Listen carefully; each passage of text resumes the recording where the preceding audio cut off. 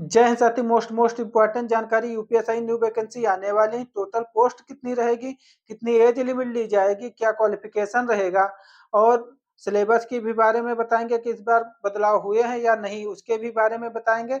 और आपको बताएंगे कि इस बार 3 साल की छूट मिलेगी एज में कि नहीं, और आपको यूपीएसआई की पुरानी कटाप भी बताएंगे। तो हमारे वीडियो पे बने रहिएगा। UPSI new vacancy 2025 total post की बात कर ली जाए तो 6,768 पोस्ट इस बार आएगी। पिछली बार 2021 में आपकी 9,500 प्लस आपकी वैकेंसी थी, तो इससे वैकेंसी इस बार कम आ रही हैं। फीस की बात कर ली जाए तो जनरल ओबीसी ईडब्ल्यूएस को 400 रुपये फीस लगेगी। वहीं एससी एसटी फीमेल को भी 400 रुपये फीस लगेगी। इसमें फीस की कोई छूट नहीं एससी एसटी को मिलेगी। एज की बात कर ली जाए तो एज जनरल की 21 से 28 वर्ष होनी चाहिए।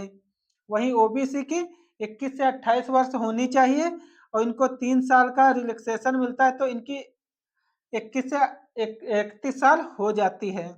वहीं एससी एसटी की बात कर ली जाए तो 21 से 28 वर्ष होनी चाहिए, इनको 5 साल की छूट मिलती है, तो इनकी 33 साल हो जाती है। 21 से 33 साल एससी एसटी की हो जाती है।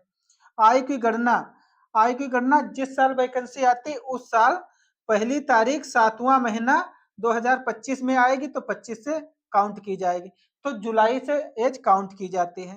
क्वालिफिकेशन की बात कर ली जाए तो आपका क्वालिफिकेशन इसमें ग्रेजुएशन रहेगा।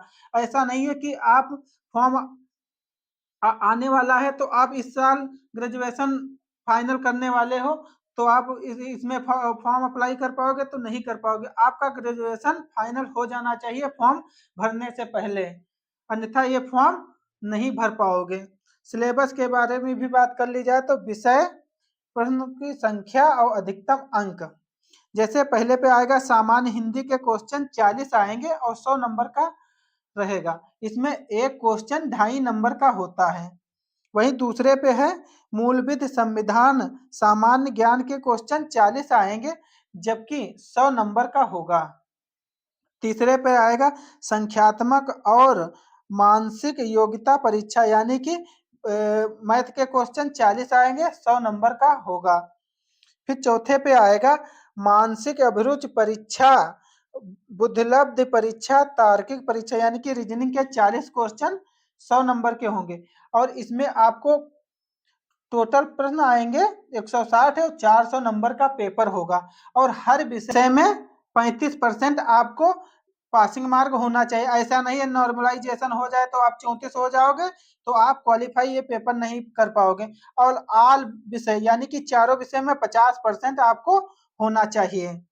और आपको बताएंगे सिलेक्शन प्रोसेस क्या होगा। पहले आपका एग्जाम कराया जाएगा, फिर आपका फिजिकल होगा, तब उसके बाद डीबी होगी, तब आपका मेडिकल होगा।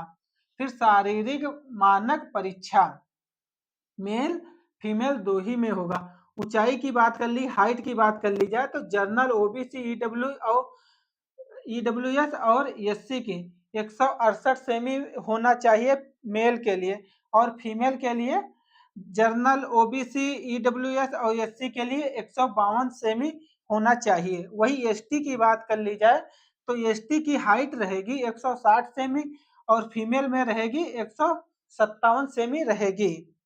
वहीं दूसरे नंबर पर है चेस्ट की बात कर ली जाए तो जनरल ओबीसी ईडब्ल्यूएस और एससी की 89 सामान्य होना चाहिए और 5 फुला के 84 सेमी हो जाना चाहिए।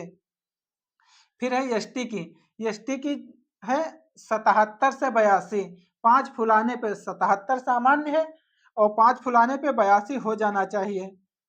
फीमेल में नहीं है जरूरी। फिर है वेट की बात कर ली जाए तीसरे नंबर पर, तो वेट मेल में 50 केजी के ऊपर होना चाहिए और फीमेल में 40 केजी होना चाहिए।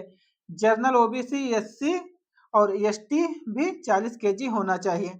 रनिंग की बात कर ली जाए तो रनिंग की 4800 मीटर आपको 28 मिनट में पूरी करनी होगी। ऐसा नहीं है कि तुम 28 के 29 लगा रहे हो तो आप क्वालिफाई नहीं कर पाओगे रेस। वहीं फीमेल की बात कर ली जाए तो 2400 मीटर 16 मिनट में इनको रेस पूरी करनी होती है। उसके बाद आपको यूपीएसआई की पुरानी कटाव बताएंगे। तो आपको पहले नंबर पे आती है जर्नल। जर्नल जर्नल तो जर्नल की रहेगी 126 क्वेश्चन सही होंगे तो आपका 316.11 जर्नल का गया था पिछली कटऑफ। 126 क्वेश्चन सही थे। दूसरे पे आ जाओ। दूसरे पर ओबीसी। ओबीसी आपके 122 क्वेश्चन पिछली बार सही थे। इनका परसेंटेज गया था 305.54। पिछली कटाव ओबीसी की गई थी 122 क्वेश्चन सही थे। नॉर्मलाइजेशन होने के बाद 305.51 नंबर रह गए थे। उसके बाद आ जाओ तीसरे पर ईडब्ल्यूएस। ईडब्ल्यूएस का गया था 121 क्वेश्चन सही थे और इनको गया था 303.95 गई थी ईडब्ल्यूएस की पिछली कट ऑफ। फिर चौथे पे आ जाओ। फिर एससी की गई थी 111 और इनका नंबर बना था 279.13 बना था। एसटी के गए थे 97 क्वेश्चन सही थे और 289.13 नॉर्मलाइजेशन होने के बाद बचे थे। और इस बार 3 साल का प्रयास ज्यादा से ज्यादा किया जाएगा तो आपको 3 साल की छूट मिल सकती है। और आपको ये वैकेंसी 60,244 पदों की भर्ती संपन्न हो जाएगी। उसके बाद देखने को मिलेगी। ये भर्ती मार्च तो चल रहा है, अप्रैल या मई में ये वैकेंसी आ जाएगी। तो आप अच्छे से तैयारी कीजिएगा। अब देखो अगला वीडियो सिलेबस के भी बारे में बताएंगे। तो सेशन अच्छा लगा लाइक सब्सक्राइब शेयर जरूर कीजिएगा। धन्यवाद।